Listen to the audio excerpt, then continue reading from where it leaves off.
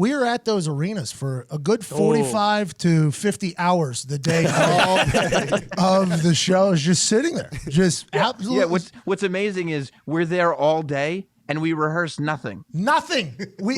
Everything you and I say, we make up live. Yeah, there might be like I might say to Sam like, "Hey, I think I want to say something about blah blah blah," and Sam will be like, "Okay, I'll get you to it," or something like that. Yeah. Other than that, though, there is zero. We're just sitting there for 5 hours, 6 hours, doing nothing other than destroying catering. I mean, destroying catering up here. Yeah, but I mean, I love doing those shows not only because they're fun to do, but because I really feel like NXT is the best wrestling product in the world. Sports entertainment for sure. It is driven. Yeah. Even NXT is sports entertainment? Yeah, you've drove me crazy with your dumb fucking comments. I think, and this is a very common thing chatted about on the internet, it's almost to the point now where it's being force-fed down people's throat. The NXT stars get built up so well by Mr. H and the boys down there at Performance Center at NXT. Then they get called up to the main roster and they kind of just get lost up there because they don't really know what to do with them. Do you think getting called up to the main roster is a death sentence for a lot of these people? Or do you think NXT is a place that people should want to just stay for their entire careers? Well, I think at the end of the day, people want to make money, right? And I think that there's more money to be made on the main roster. So that's, and there are people who it's been a death sentence for 100%. And there are people who, look at Tyler Breeze that decides to go back to NXT and realizes this is where I can showcase what I can really do. Seth Rollins came through there too, What'd you say? Seth Rollins came through there too, didn't he? It was called FCW or something like that. All of them did. Seth Rollins, Roman Reigns. Yeah. Viking experience. NXT. Excuse me. Viking Raiders, Jesus Christ! I mean, no, I told you, I will stand with the Viking experience. I'm still not happy they changed that. Yeah, name. but that's not their name. Well, and this is Wrasslin With Sports Entertainment. Yeah, exactly. Thank you, Pat. You're right. We don't talk about what ifs here. This is real. Don't you be fucking up their name anymore. Sorry about that. I had to handle a situation here in the studio. I'm glad that you're a disciplinarian at the end of the day. You're a host, but you're a boss. Hey. I'm a boss friend. Yep. Yeah. Tough, but fair. Stern, but fair. Yeah. What are they called, Ty?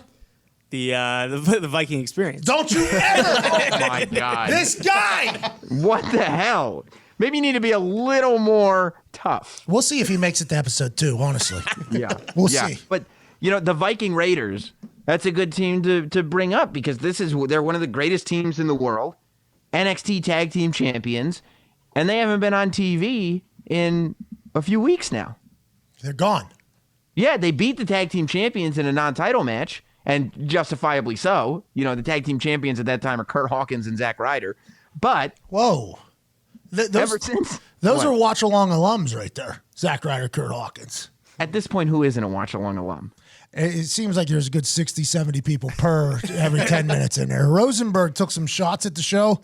I heard that. All rightfully so, by the way. Yeah. I actually got stopped in the parking lot by a couple guys who were watch-along alums as well.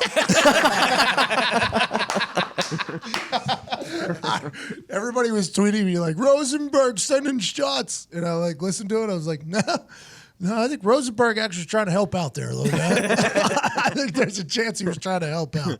But how about? I mean, I think the Viking Raiders should be doing a lot more, but it got me to thinking, and this is just a theory I've been putting together this week. I mean, if you look at what WWE has done historically, so WWE had a pretty tight relationship with ECW back in the day. I think tighter than anybody realized at the time. ECW. Sorry. No, so you're familiar. That's good. Where Vince McMahon was actually funding a lot. I'm a sports entertainment podcast host. Please go on. Okay. I am familiar. Yes, I am. He was funding. He was putting money into ECW and almost using it for a developmental territory. But if you look at the guys who came from ECW, it's a very similar thing to a lot of the guys that have come from NXT. If you look at the Dudley Boys stand out as somebody that as a team that actually succeeded. But Taz, he was the man in ECW. He comes to WWE and he doesn't really find his footing until he's on commentary. Raven was a world champion in ECW. Al Snow was a main eventer in ECW. There's tons of guys. Sandman was that dude. Sandman, exactly. Yeah, you see There's what I'm tons- saying? there's tons Sabu, of- same thing. Sandman was the guy, right, with the kendo Cane, stick, the cane. beer through the crowd. Enter Sandman. Yep. That guy was the man. Smoking unfiltered cigs. Yeah, Marlboros. Yeah, I mean, there's that, but that kind of goes away from any kind of point that I was making. Yep. I'm sorry. You go back to what you were saying. Yeah, I agree with you though. 100% what you're saying. Oh, okay, good. Just that the ECW guys would come over after prospering in ECW, Yeah. and it would sometimes be a proverbial death sentence for them too, in the sense that they would never get to the levels that they were at when they were in ECW. And I think the same thing happens for a lot of guys in NXT. You think Vince McMahon is funding AEW? You just said it, I think. I did not just say that, and I don't think so. I mean, I don't. You kind of said it. Well, no, I said ECW. That's a different promotion. Yeah, but you were like saying that underground, kind of behind the scenes, he was funding ECW. Yes, he was. A lot of people are saying that. I mean, he ended up buying WCW. A lot of people are saying how AEW is the competition. You just said Vince McMahon is funding AEW. Pat, you used to play football, right? Yeah, man. Okay, so you know the Khan family? Yep. They have any money? So much so, the guy that owns the fucking Jaguars has a 400-foot yacht. Okay. Dude, Okay. he has a 400-foot yacht, all from bumpers, by the way. The guy created fucking bumpers for a car.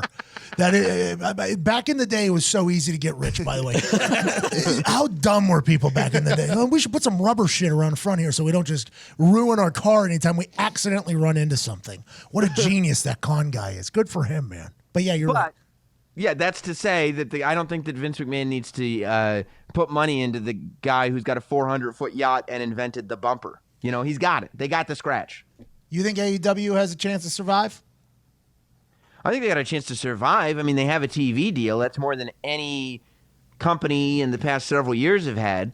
I think that people are a little optimistic about AEW. I think it remains to be seen what the long-term success rate is. You know, they've done really well with a couple of shows. So we're going to see what happens when they're actually doing weekly television. Bischoff said that he would like to hear the 5-year, 10-year business plan for AEW if he was approached to get a job in the AEW. He said at 60-some years old, or he's 62 or 65, he said he's been around for so long. In his mind, he would want to see their actual long-term plans before deciding to get back into work with them or anything like that, if he was asked to do so. And if he enjoyed what he saw from the 5-year, 10-year business plan, he would love to get back in and help.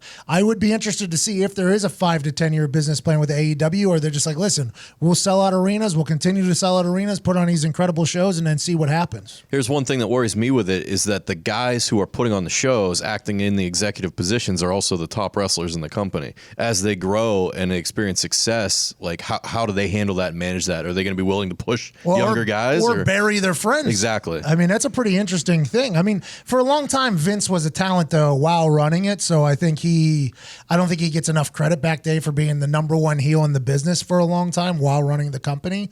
But I'll be in the business when the business was at its most popular. Yeah, I'll be excited to see because that's a pretty selfless move to bury yourself in hopes of the business. I'll be excited to see if they can make that decision, you know? Absolutely. Yeah. I mean, I think that's a really good point. And I do think that the long term is where it's going to matter. I wonder how they're going to really differentiate themselves. Like, we've seen so much from the world of sports entertainment and of pro wrestling. Like, the world has opened up, so we've been able to see it all, especially over the course of the last 40 years. So how does AEW differentiate themselves enough so that they become cool and WWE isn't? I mean, that's the only way for them to survive, I think, is if they are cool and there can only be one cool company, and it's got to be them.